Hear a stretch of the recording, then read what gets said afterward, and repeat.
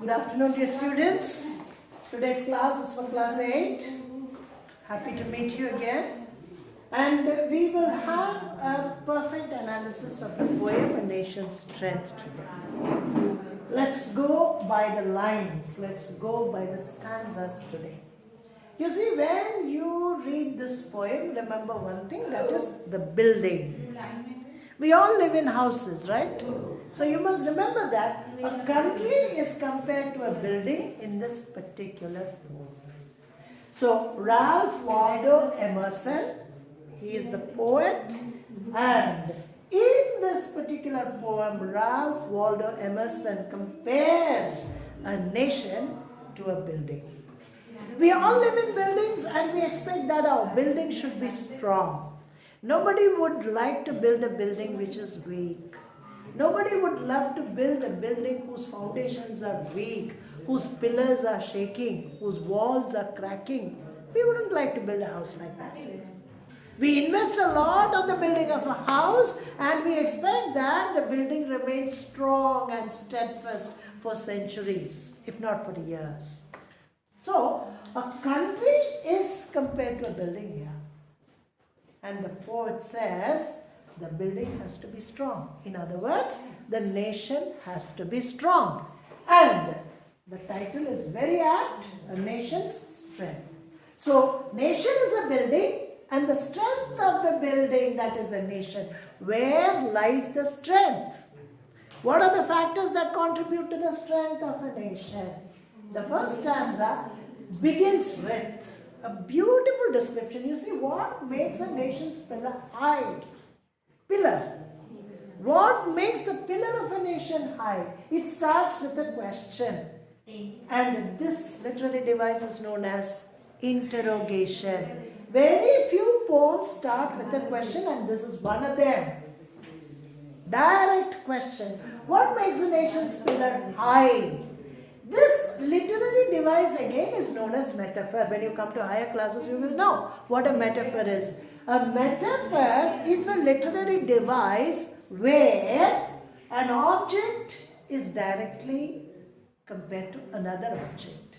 You see here, country is directly compared to a building. A nation is directly compared to a building. So the literary device that is used here is none other than metaphor. Look at the second line. And its foundation strong. What lays a strong foundation to a nation? A foundation has to be strong. And what makes the foundation of a country strong? That is a very important question. What makes it mighty to defy the foes that round it throng? Again, a third question. So the questions are following one after another. The poem is a series of questions. But why does the poet keep on asking questions? And why doesn't he give the answer? He invites the attention of the reader to reflect over these questions. He wants the reader to find out the reason or to find out the answer by himself. But he gives the answer at the end. He doesn't give the answer in the beginning. He starts the poem with questions and finally he gives the answer. So let us look at the second question. The first question is, what makes the pillars of a country strong? The second question is, what makes it mighty to defy the foes that round it throng? What do you mean by foes? Enemies. So, the second question, what are the things that make a nation to challenge its enemies? If there is a country, there has to be a neighboring country to it. A country will have neighbors.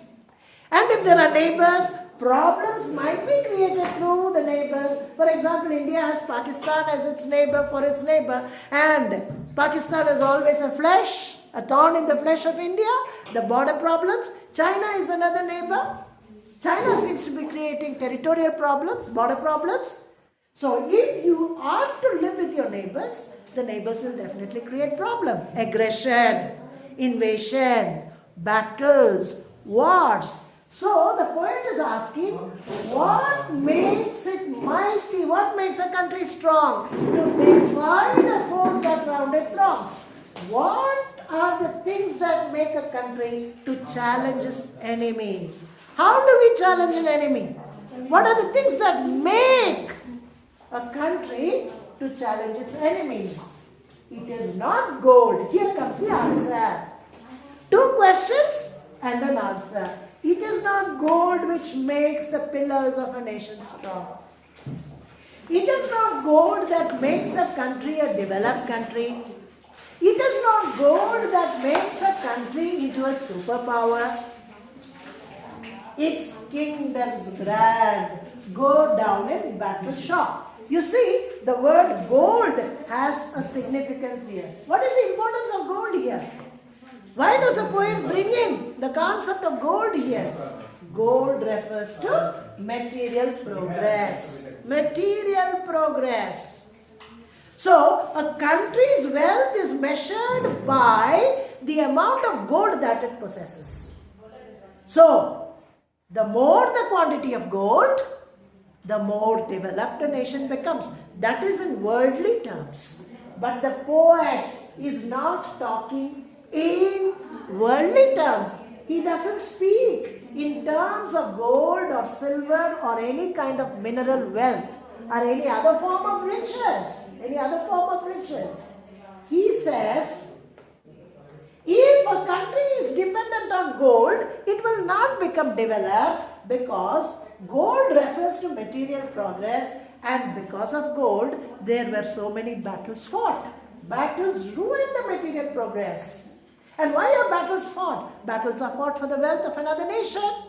Battles are fought in order to possess the mineral resources. For example, America was attacking Kuwait. Why did America attack Kuwait? Why was that a war between Iraq and America? It was all for oil, mineral resources. So the poet says, mineral resources will bring in destruction and ruin. Mineral resources will ruin the progress and development of a country. You see, it is not gold, which means gold does not take a country to heights of progress. Its kingdoms grand go down in battle shocks. What is the meaning? Any battle fought for the sake of gold will create loss, destruction, which means loss of lives, loss of property. So, gold is not a kind of metal that will make a nation strong. I give you a recap before we wind up. We'll discuss only one stanza today. And to begin with, the poet asks 2 questions. Question number 1, what makes a nation's pillars strong? Number 2, what are the things which make a nation to challenge its enemy? The second question. The third is not a question, but an answer. The poet says it is not gold, because gold ruins the progress of a country. Then what makes a nation strong? There are other questions which follow in the second stanza, but we are not going to discuss the second stanza today. We will stop with the first stanza. Keep these points in mind. Gold cannot make a nation strong. It will not lead to the progress of a nation. Okay? But there is something else which is responsible for the development of a nation. And what is that something? We will discuss it in the next class. So till then, go through the poem, revise the first stanza, read it again, and stay safe at home. So I wish all of you a very happy Chhath Puja. Enjoy the celebration, but at the same time, be safe.